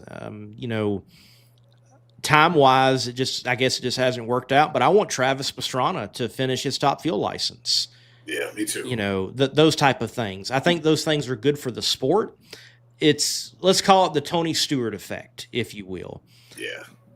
Drag racing can get a boost by some of these people experiencing the sport and the challenges of it and the excitement of it in the driver's seat if they've already got experience in the driver's seat, even if elsewhere. Yeah, for sure. I'd like to see more of those cross things because those guys usually have personality and they usually, bring people with them. So, yeah, that would be pretty cool to see him to finish his license and to see, somebody like Cletus coming over. What do you think about Steve? He's calling it a year. Not shocked. I'm not shocked at all. Not shocked either. Their whole year, they were more akin to a part-time team. They got into the countdown, and I think if that team was in the championship fight, you'd see them continuing. But with them not really in the championship fight, Steve's going to continue how this year has already been for them. They've just had their priorities elsewhere. It is their team. It is their money. It's their hot rod. It's their hobby. It's their sport, and they can do as they want. There you go. I think we see him run more IHRA events than NHRA. He could show up to Galot. He could be saying, you know what, I'm going to show up to Galot. I'm going to run 8th mile with my top field dragster. You never know. Never know. But I think that schedule fits his lifestyle right now more. Very well could be. And I don't think it's anything. I think it's anything against NHRA, but I mean, you look at the payouts, you look at the schedule, it kind of fits what he's been doing this year. So I wouldn't be surprised to see him over there next year. Right. You know what? Drag Race Mayhem, he says, if you're mathematically out, no reason to. That definitely makes sense for a Steve Torrence because it's their company. Yep. He's not beholden to marketing partners. Nope. The other ones that are out there, they've got marketing partners. I mean, not every one of them, but most of them have marketing partners that they do have to answer to in some shape, form, or fashion. And running the entire season, a part of their marketing platform is just that, running the entire season. So they're not able to just say, well, we're kind of done. We're kind of out of it. And, you know, that was a possibility of people with whether to go to this type of format, whether it's NASCAR, whether it's NHRA drag racing or any other motorsport, of a deterrent. Like, hey, we don't need to do this because why should anybody compete if they don't make it into it? Yeah. And you don't see many examples of that over time, but you know, last year we did see Paul Lee. Last year with Paul Lee, this year with Steve Torrence. And look, if you're not in it, why spend the extra money? Yeah, especially when it's your money. So your money. So yeah, I'd be like, yeah, see y'all next year, or I'd do something that fits my schedule. I also think there's going to be more people that run IHRA just for payouts, and it fits their schedule more. So. Yeah, I think next year you're going to find the IHRA will have in the nitro classes full fields. Now remember, they're running 8-car fields. But I think for them that's a good format. And I think the NHRA, we're going to see several events have full fields, but there will be those events that have been struggling for a while to get full fields. They will not have them. And you might find a couple of other events that have had full fields have 2 less from full, only 14 or 15 compared to 16 or over, because you might have a little bit pulling from the IHRA. But go back 2 weekends ago. I think, again, that was a great weekend for the sport because you had full nitro fields there at Worldwide Technology Raceway, and you had full nitro fields there in West Salem, Ohio at Durana Dragway. Yep. Yeah, it was beautiful. And shows that, you know, they can coexist just fine. You know, people. They can. You know, it's whatever fits someone's budget and is financially makes sense for them. And I also think for those people who like the Lex Junes and, you know, others that are smaller teams, you know, it's an easier pitch to a marketing partner, you know, 10 races or so. And, you know, the 2 less qualifying sessions. It's an easy pitch.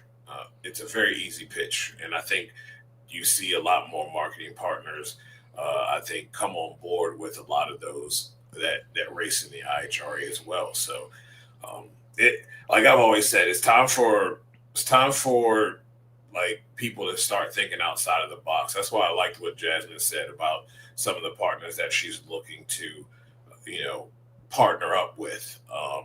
You got to start thinking outside of the box. The days of, going out here and getting a big auto parts or, some oil or whatever as a major sponsor, I just don't think are there anymore. You know what I mean? They're far and few in between. And most of those want to be a secondary sponsor and not a primary. So it's time to go start looking in other places and more obscure things and start tapping into what, we have in NASCAR, which I really don't understand why some of those in NASCAR don't. I do see why, to a degree, why they don't see the value in the NHRA, but man, you're not spending nearly as much money as you are in stock car for an operation. So I don't see why it's not lucrative, but we'll see. I agree. I guess it just comes down to TV numbers. I think TV numbers are just that important. Granted, if I'm a marketing partner and I'm looking at NASCAR and I'm looking at TV numbers, am I with a marketing partner or am I with a team that I'm going to be on TV with? Right. That's something I do look at it. If right now, even if you go out round one, you are going to have some direct exposure with your top fuel dragster or fuel funny car for a bit at least. So I don't know, I'm in drag racing and I look at drag racing as a better marketing chip, if you will, but I am a bit biased, obviously. The price into NASCAR is much more, what some of these marketing partners are spending on Xfinity teams. Like, man, you can get a lot better deal in the world of drag racing, I think. But overall, with NASCAR in particular, you're looking at a brand that just has better numbers in everything. I think the area in which drag racing excels that you have to sell to a marketing partner is the fan accessibility. Yep. So that's got to be sold. Yeah. That's got to be sold. And I think it's important too, that it's time to kind of reinvent the wheel with that and with your sponsors, because I think there's so much opportunity. You see some out there in the midway and around the track, but I think there's a room for growth in that department to allow these particular sponsors to touch the fans, to be able to talk with them, and kind of, share some products or whatever, free baggies, free things like that, to just get people involved, talking about it, knowing about what your product is. I think there's more opportunities to do that, and that needs to be kind of funneled in to help grow the midway a little bit more as well. Would like to see it. Well, the Fall Nationals, certainly a big one. Definitely we're going to have a clear, hard line after this weekend of who are the players and who are not the players. I think we even really already have it, but we definitely, going into this one, there's going to be a line set, and you're going to know who those players are. I definitely think this is a break. This is a weekend where I feel so strange in the wheel standing championship. Yes, that was going. Man, see drag racing happening everywhere. I don't know a lot that went on because I was at a drag race, mid-state dragway for the Nitro Chaos Championship finals. But yes, the wheel standing championship was going on, and there is some content on Competition Plus that you can check out and see what went down. That is a wild event. And speaking with now track manager Victoria about it, that is a very different crowd that shows up to that event. They are quite ruckus from the normal drag racing crowd. So interesting. I have not made it to that one yet. It seems like I got a drag race going on when it is going on, but I do intend to catch that event. If you do want to see, again, some of the action from that, Competition Plus on the YouTube channel, you know, that event, yes, that event, yeah. Actually, it's funny, Drag Racing Mayhem brings it up. I had the live pit cam, and I've got it stuck inside Andy Fangman's Nitro Pro Mod, and they were tightening up the bolts on the clutch. Yes, and I'm like, and if one of these are loose, you won't be disqualified in Nitro Chaos. Yeah. Yep, that was a good one. I saw that. Just threw that out there, that was perfect. Yeah. Look, it's easy to have tech in Nitro Chaos because, well, there's safety checks and things of that nature, but you can bring anything. Just needs to be on, in the case of Nitro Chaos, just needs to be burning 80% nitromethane at a minimum. If you want to burn 100%, you can burn 100%, but you can bring a Nitro Pro Mod, or like Andy Fangman, or like Brian Coleman, this Chrysler Coupe on nitromethane, or you can have a fuel altered, or you can have a funny car. The motor's got to be in the front. That's the two rules: motor in the front, and burn at least 80% nitromethane. And after that, like, it's cool, whatever. I mean, certainly your chassis has to be certified, things of that nature. Duh. But we don't have to worry about parity and things of that nature. And it's amazing how it works out. That the cars you think, they're going to walk away with this. Well, you don't race them on paper. And it does work out where you have, like 2 weekends ago, you have Justin Herbst from the C Field win a championship in Funny Car Chaos. And he's just got a big block Chevy with an old funny car body and a used up chassis. And he goes out there in grassroots funny car racing and wins a championship. Yeah, that's beautiful. I'm not saying the NHRA needs to go to that. I'm not saying that, but there's a lot to be learned with less. So I saw there was I think it's Mac 1320. It said something about, did we think that they were by next year that they will slow these nitro cars down? I'm sure they're talking about it. I'm sure they are talking about it. So my thing is, so what do you do? What do you do? I admit I don't have an answer. It's something that you'd have to talk to people who are in it. Yeah. And they'd have to develop something. Maybe it's taking the sport back a good notch, and it's like single mag and smaller pump, something like that. But yet, I don't know how people would. The problem is when you hit a bar, people want you to stay there, at least, if not go over it. Like, don't you dare take my road from 55 and make it 50 miles per hour. If you're going to give me anything, give me more or keep it the same. Right. Okay. I think it's like that with having the numbers on the board and people can see it. It's yeah. They're kind of stuck. Look, didn't they test? I don't know if it was Tony or whatever, but didn't they test a motor that was deemed or what they thought that they could do to slow the cars down? I don't know if there was really ever any success from it, but I thought they had put together something.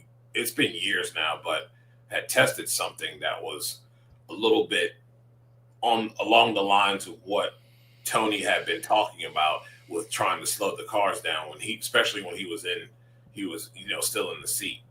Right. I don't recall. I'm not sure of that particular incident, moment, or series of tests, but I'm sure someone's got the solution out there. It's just everybody agreeing to it. But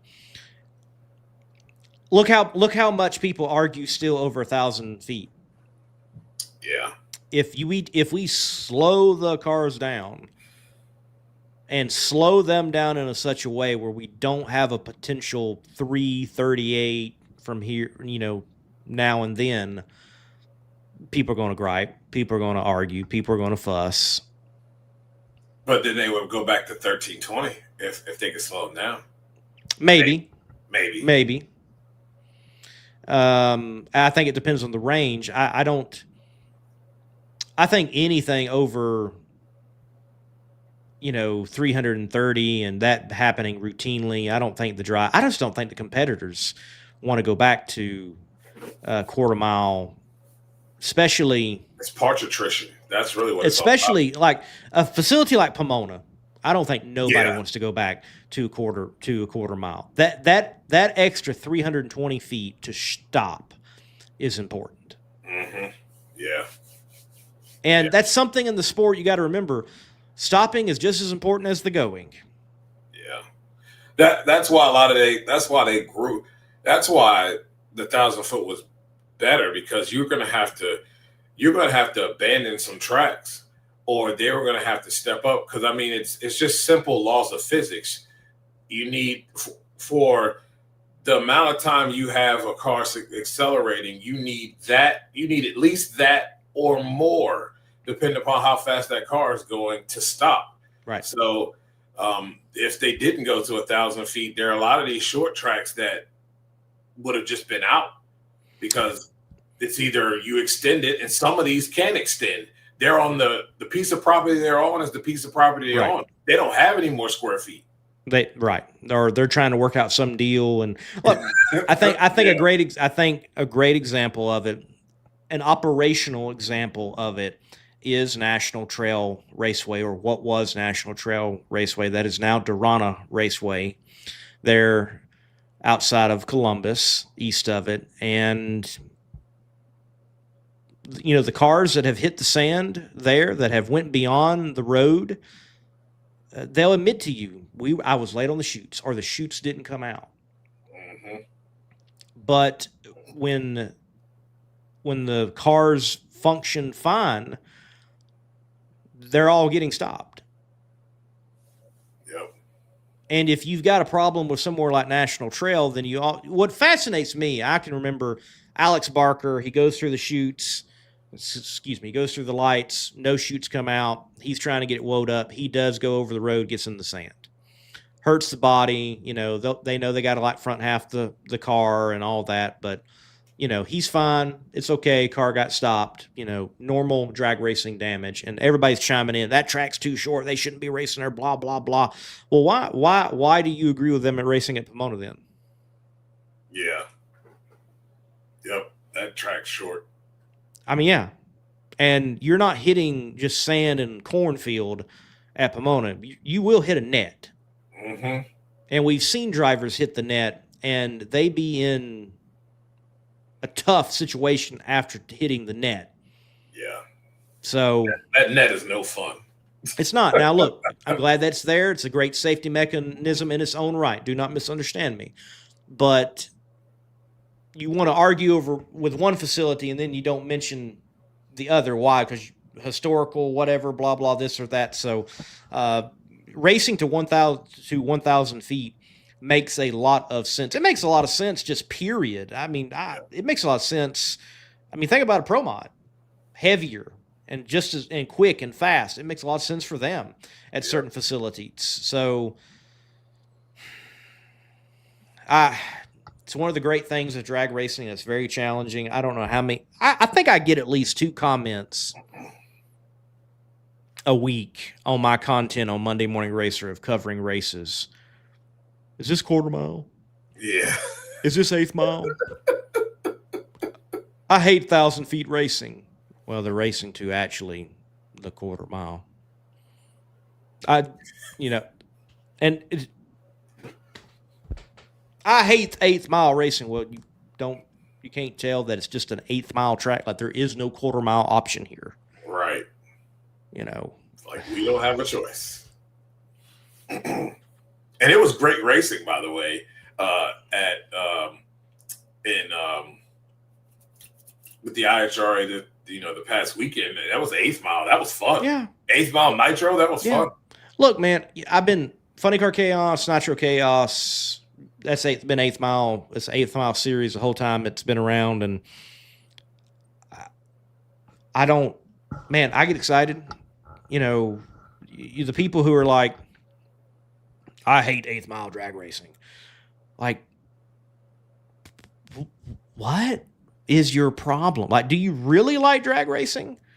Just weird. Yeah, I know, man. So much negative hate for whatever. I don't care what they're doing. I don't care if it's 8th mile, quarter mile, 1,000 foot. I don't care. Let's go. It's racing. Yes, Andrew, I have seen that track you're referring to. It is a super short shutdown. It looks weird because we're so used to drag racing being longer, but this is something like drag racing is, in essence, a minimum of 2 competitors first to the finish line, and whatever the distance is. So, the drag racing that took place inside a building in Chicago, I think it was 330 feet or like 303 feet. It was or just 300 feet. Okay. And that was still a drag race. Okay. A lot of people, whether it's a quarter mile horse or a standard quarter mile horse race, or is this standard, that standard, or like the average, city block or whatever. Look, whatever distance you want to go to, that's what you're racing to. Right. I mean, I've heard of 10th mile drag strips. All right. You got to do a little bit more math on that to figure it out. But, I just. It's sad that we still talk about that. Yes, it is. It is. I'm going to get the shirts made, count the blocks. It's not that hard. Just, 1, 2, 3, and then, it's not that hard. It's really not.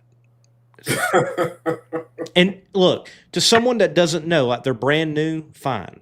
Right.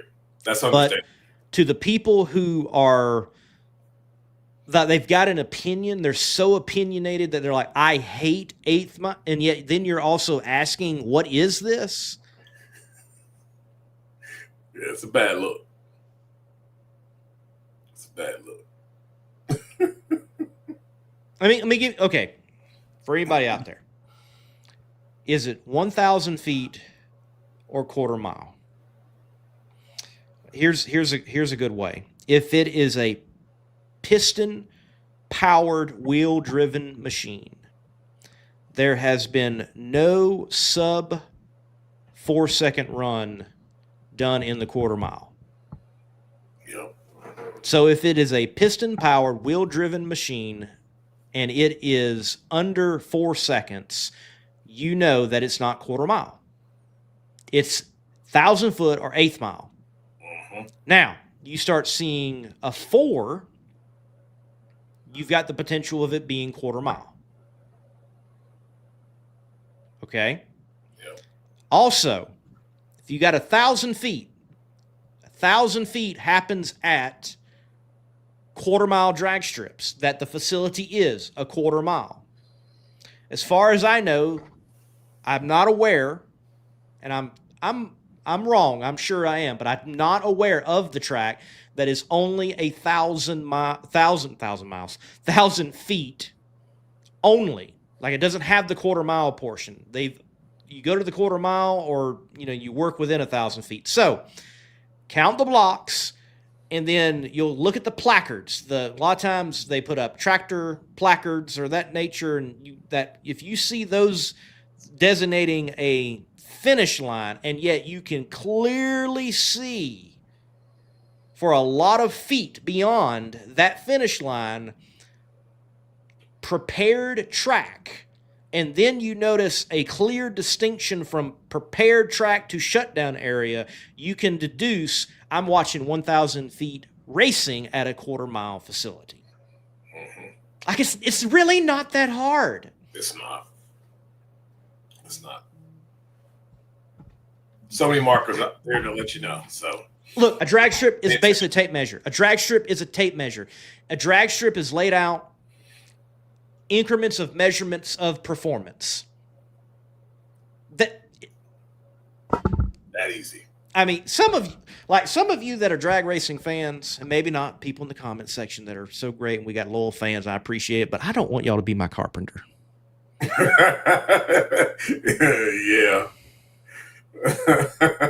I hope y'all don't work in the construction trades. Yeah, some of you that might be that bad. are out there. Yeah, a lot of short boards.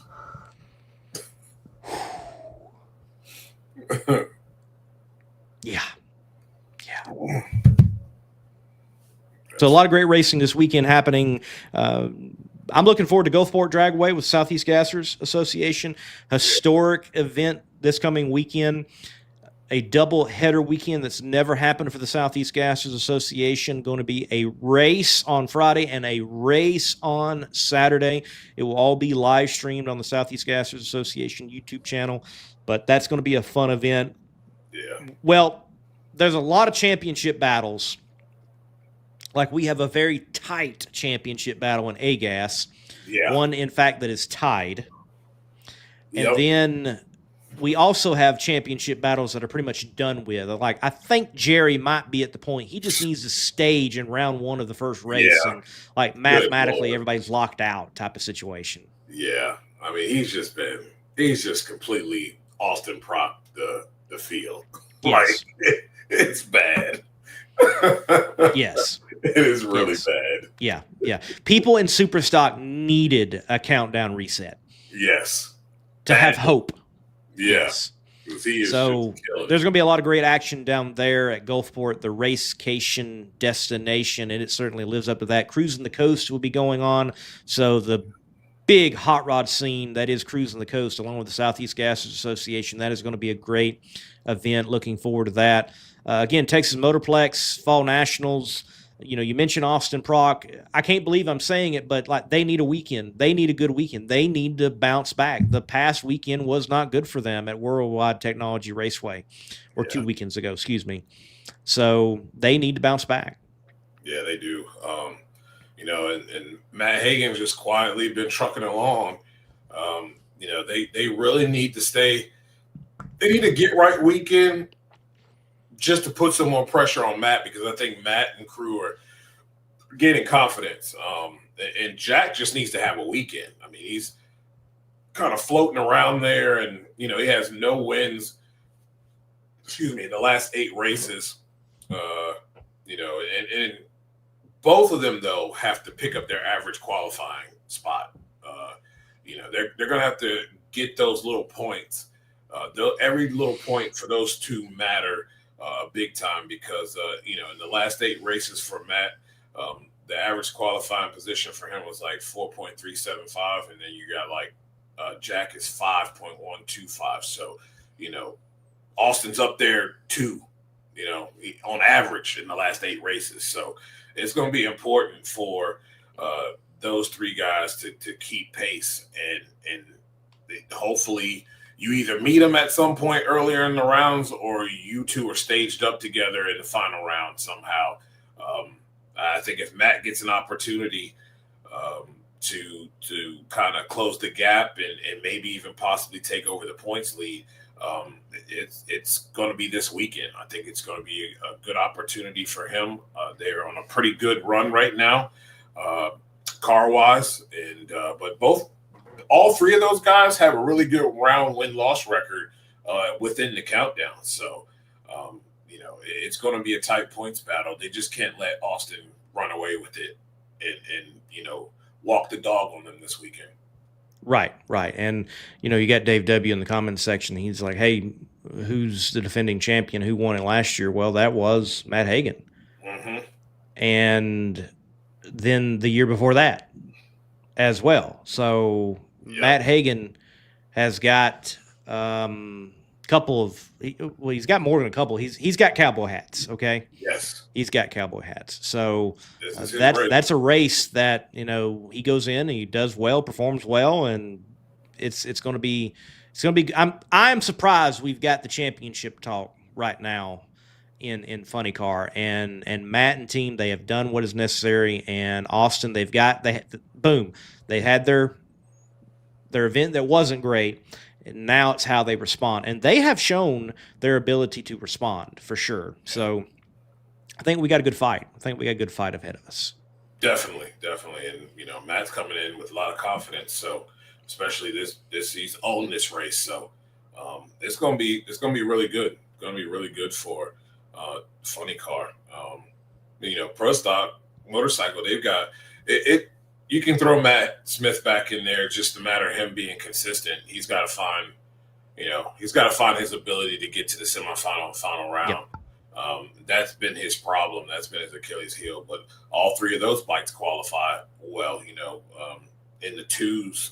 And of course, Gage is number one, average over the last 8 races. But, it's a 3-horse race. And I think Richard's still leading that horse race, and we'll see what Matt Smith does. He's been hanging around, but just hadn't been able to punch his way through. Just too many mistakes, and then he's had gremlins that have been nipping this team that have kind of hurt his ability to even take the points lead. So we'll see how these next 3 races go, and starts in Dallas. Right. And Top Fuel wise, I'm looking squarely at Justin Ashley. That's all I'm focused on, honestly. Yep. Can they perform at Texas in such a way that it tightens up the championship battle? And he certainly can. He's won there. I mean, he's done good at the Texas Fall Nationals. So I think what that team needs right now, even if it's in a final and it's not a situation of meeting like Doug Coletta early,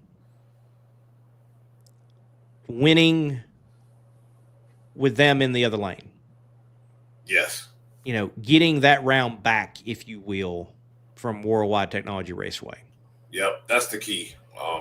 They've got to qualify better too, but I don't know if I can, at this point, you are what you are, and right now it's been proven that they've been trying to, they've been leaning on their elite quarterback to get the job done. Mike Green is just not simply, at AJ's level right now. But we also know that there's been times where they've kind of tripped and fell on their own face, by, for whatever reason, driving up in the smoke.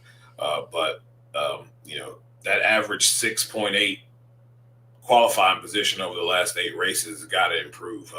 Doug's basically 3.6, over the last 8. But what's really neat is over the last 8 races, they both had 3 wins over the last 8 races, and both of them have a win in the countdown. So that's something that from years past for Justin has changed. And he doesn't have a first-round exit in the countdown, which has been his Achilles heel over the last few seasons as well, going out early. So, it's going to be important for them to just, I guess at this point, it's just about being consistent. And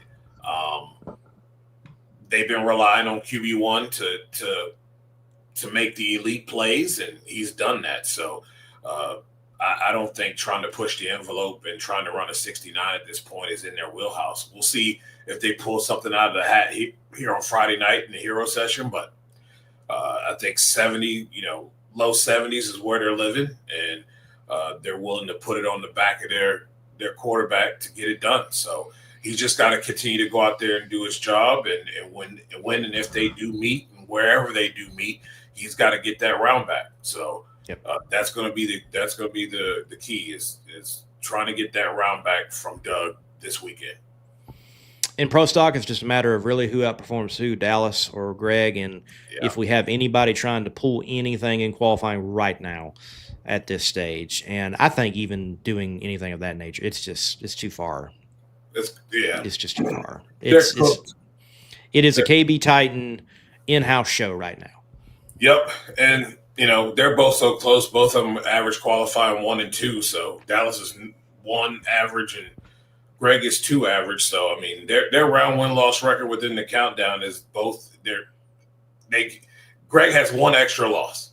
They're both 8-1 for Dallas and 8-2 round win-loss record for Greg. So, I mean, it's neck and neck, and it's just going to have to come down to Dallas is going to have to steal.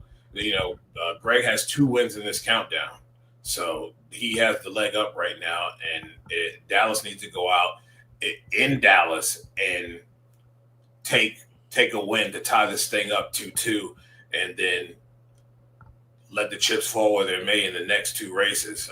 He just wants to be an earshot, or at least be holding the lead going into Pomona, and then it's on him to outround him in order so it doesn't get stolen from him again. Right. All these small points during qualifying, though, matter, especially when it comes to these 2. Yes, and we've got some interesting battles. I would love to see some more players involved, but we certainly do have some interesting ones. And I think also this year, from what I can tell, potentially with Funny Car, maybe. But I don't think we can see a top alcohol champion crowned at the Fall Nationals. We've seen that happen before with Julie Natus and Doug Gordon. I don't think that's going to take place this year. I think it's going to be a little bit further out for that to happen. Yeah, I think so too. It's if what I did pay attention to, and which is an interesting story. Ron hasn't been. They haven't been on their P's and Q's either. It's either the car isn't there, or there's something that happens on either side. They are like 125 points back, I think. If the 2 above him cannibalize each other somehow, especially if it's one of those things in second round that just so happens that both JFR cars meet, and Jack takes out Austin, and then Matt takes out Jack. You know what I mean? And then maybe he's somewhere in there towards the end to take out. He can find himself back in this conversation, and then it becomes a 4-horse race again. But that's somehow, some way, 2 of the top 3 have to cannibalize themselves within the first 2 rounds. And it can happen. It can happen. You never know. I think, look, we live in a world where the run has happened. Yes.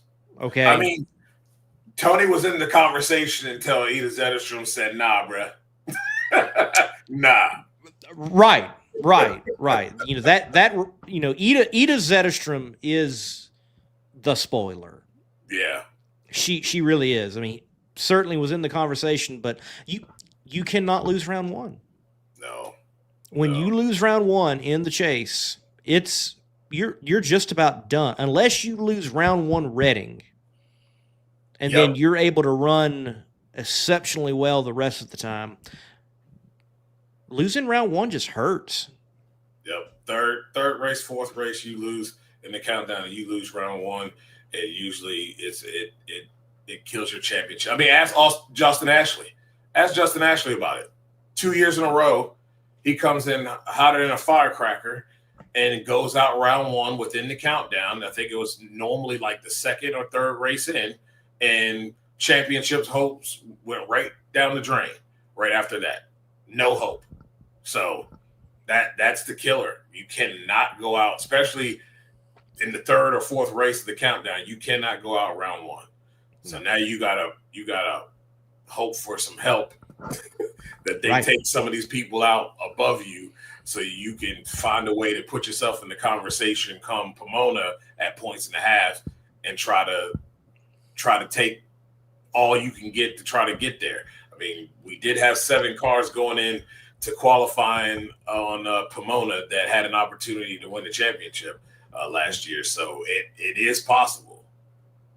Yes, it is possible.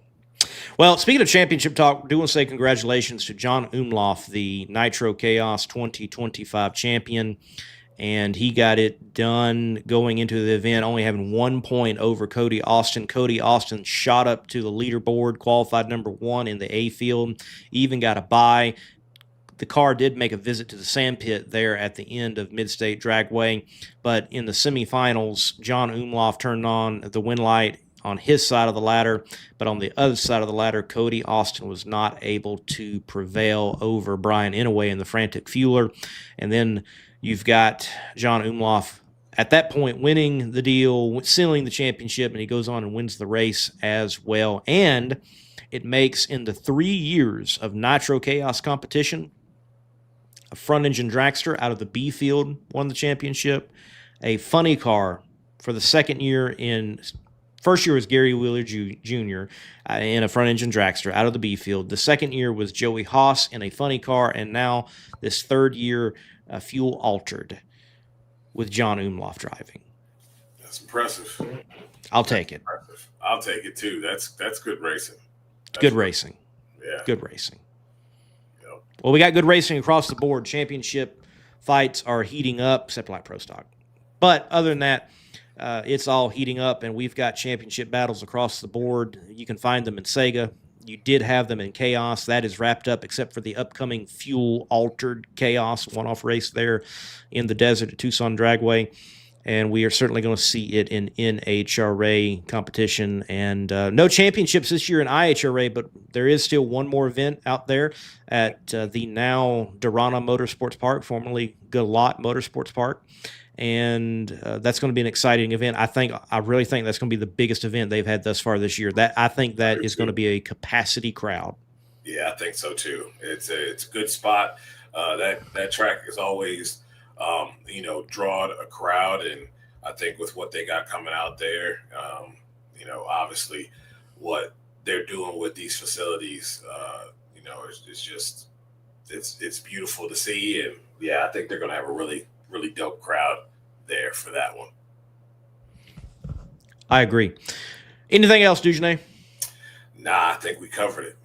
Cool. I think so. I look forward to seeing this weekend down there in Gulfport, Mississippi for the Southeast Gassers Association Gulf Coast Nationals Friday, Saturday. You all can catch that on the Southeast Gassers Association YouTube. Go over there, subscribe, and get in the best nostalgia drag racing that there is. Enjoy all the drag racing we've got this weekend. Hey, by the way, even if you do have NHRA.TV, take the time this weekend and on some TV, put on the national broadcast with that NFL lead-in, help those ratings, and just add into the pool. And if everybody does that, let's push it over and make it one of the biggest viewings of the year, if not ever. That'd be great. That'd be great to report that. That would be great. That would be great. Well, to everybody, thank you for your time. For Jacob McLeod behind all the scenes, hitting the ones and twos, myself, Lee Kraft, a.k.a. the Monday Motor Racer, and Mr. Dujanay Bland. It's been great. God bless. Keep the pedal to the metal. We're out. QuarterMileClassifieds.com is a new and easier alternative to online classified advertising. We make it a simple experience with $20 getting your car, hauler, engine, or parts listed for 2 weeks. If you want to make a bigger splash, we have VIP listings that provide even more exposure, including social media. On QuarterMileClassifieds.com, you get up to 10 photos of video and up to 2,000 characters to deliver the message you need to make the sale. QuarterMileClassifieds.com is a trusted classified ad partner of Competition Plus and the Rooftech Top Eliminator Bonus Fund. Visit QuarterMileClassifieds.com today.